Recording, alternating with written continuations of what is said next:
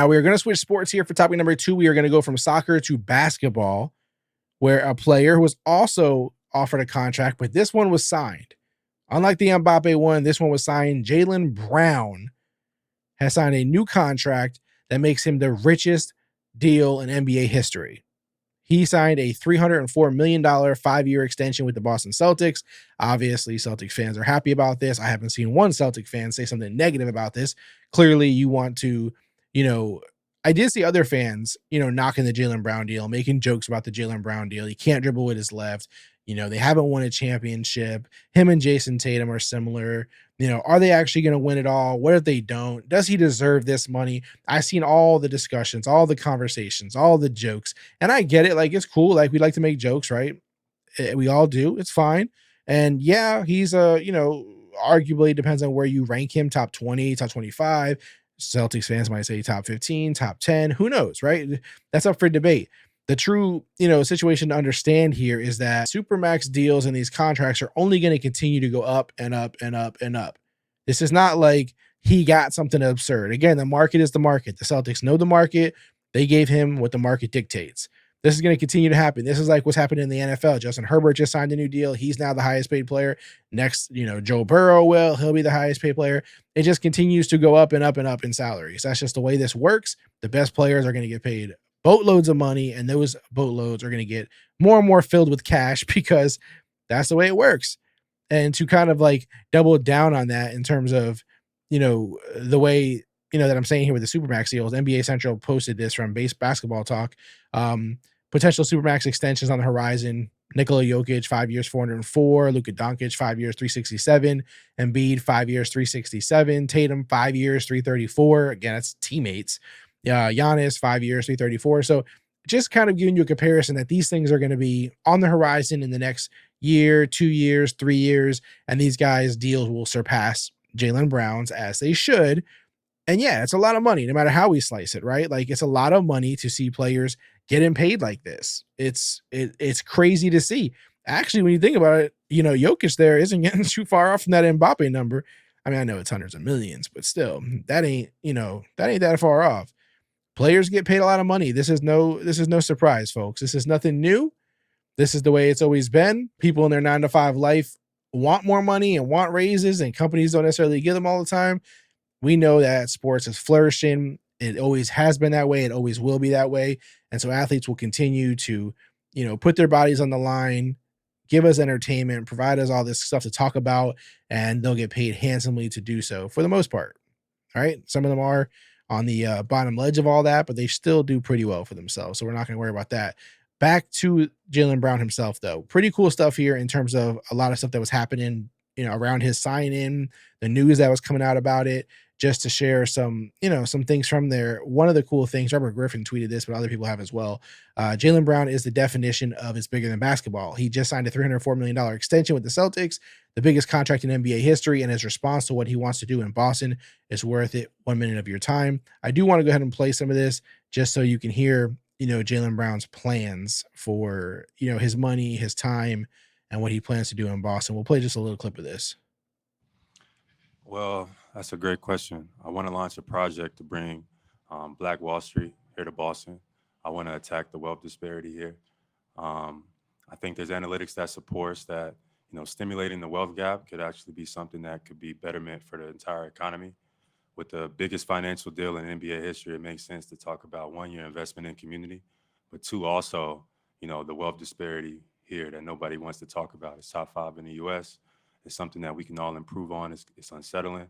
And I think through my platform, through influential partners, through selected leaders, government officials, a lot who are in this room, that we can come together and create new jobs, new resources, new businesses, new ideas that could, highlight minorities, but also stimulate the economy and the wealth gap at the same time. All right. So there you have it in terms of what, Jaylen Brown is looking to do. It's impressive stuff. It's great to hear. Not just as a fan of the Celtics. If you're a fan of the Celtics, obviously it's great. You're going to get his basketball abilities, but you're also going to get this great community guy, right? And we hear this a lot. Players do stuff for the community. That's nothing new necessarily, but to get that kind of money and immediately start talking about how you're going to pay it forward and uplift the people around you, uplift the community where you play. These things are all important. Uplift, the brown and black community that he talks about there, which is a part of his program as well. So this is just great stuff. And I'm gonna just show a couple more things that kind of highlight that and what he's doing here. We have Mark D'Amico here says Jaylen Brown just signed a monster extension, and the majority of his presser was spent discussing his off the court impact. When has that ever happened? Brown is entirely unique. His partnership with the Celtics will impact the community for decades to come, bigger than basketball. And that's the big part here. It is bigger than basketball. So I commend the Celtics for doing this deal. They have a good person, a good human, not just a good basketball player, but a good human, and they know that. And so they double down on it. And Jason Tatum is going to be the same way. They have some good guys there, like some good people. I'm not talking about basketball players. Obviously, they're great basketball players, but they have some really good people there as well. And so you want to keep that when you have that kind of stuff. And, I know a lot of people are thinking about their favorite team right now and who are the players on their team and, what kind of contracts they're going to get and how is that going to work. It's going to be interesting to see. It's going to be interesting to see when Jason Tatum, his contract extended, and he gets another, $300 something million as well. It's well deserved. And I'm glad to see that these guys are good guys and they're paying it forward.